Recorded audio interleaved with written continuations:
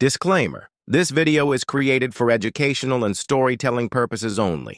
It does not promote gambling, betting, or any illegal activities. Viewer discretion is advised. कभी कभी असली युद्ध तलवारों से नहीं, आत्मा की गहराइयों में लड़ा जाता है, जहां दुश्मन कोई और नहीं, खुद की ही परछाई होती है। मिस्टर प्रिडिक्टर की इस 29वीं कड़ी में आज सामने हैं 5 ग्रंथ: हिम्मत, जादूगर, खाना खान, शानदार और मनी ऑर्डर। और जब इन पांचों का मेल होता है तो बनता है आत्मशक्ति का वो यंत्र जो भाग्य को मोड़ सकता है। 25 जून की सुबह जब सूरज की पहली किरणें जमीन पर लंबी परछाइयां बना रही थीं, अर्शब तीनों पात्रों को लेकर एक पुरानी गुफा के पास पहुंचा। उस पर लिखा था मनोबाल क्षेत्रा। गुफा के भीतर रखे थे 5 पत्थर जिनमें एक एक पुस्तक जड़ी थी। आशब बोला, इन ग्रंथों को पढ़ना नहीं, जीना है, और हर एक तुम्हारे भीतर छिपी एक शक्ति को जगा सकता है या तुम्हें खुद से मिटा भी सकता है। हिम्मत चार्ट। सबसे पहले समीर ने छुआ और उसकी आंखों के सामने वो सारे दृश्य घूम गए जब उसने पीछे हटने को चुना था।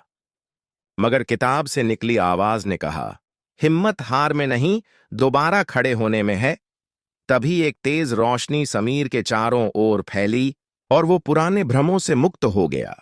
जादूगर चार्टा को रागिनी ने उठाया, पर किताब ने खुद को सीधा नहीं खोला। वो गूढ़ संकेतों में बात करती रही। हर पन्ना एक पहेली था, हर चित्र एक भ्रम। तभी रागिनी को एहसास हुआ कि जादू कोई शक्ति नहीं, एक समझ है। जो सबसे पहले खुद को समझे वही दूसरों को चमत्कार दे सकता है। किताब अंत में खुद जल गई और उसके धुएं से निकला एक वाक्य, माया के पार ही सत्य है। खाना खंचर।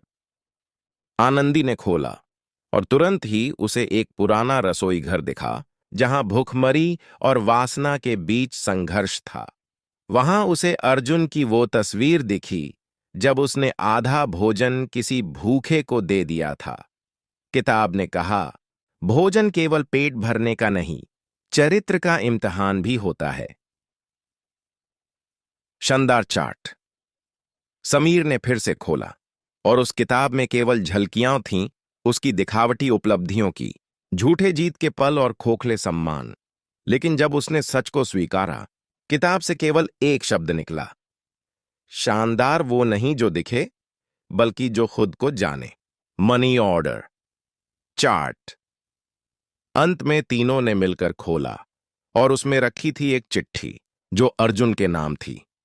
लिखा था, मैंने जो भेजा था वो पैसा नहीं, परीक्षा थी। जिसने बिना देखे बांट दिया वही असली वारिस है। और उसी के साथ किताब से एक चाबी निकली जो रहस्य का दरवाजा खोल सकती थी। अब 5 ग्रंथों की आत्मशक्ति एक सूत्र में बंध चुकी है और सामने प्रकट होता है एक नया द्वार जिस पर लिखा है रजदरबार अर्धचंद्र का न्याय। पार्ट 40 में कहानी पहुंचेगी उस सिंहासन तक जहां तय होगा कौन न्याय करेगा और कौन सिर्फ कहानी में रह जाएगा।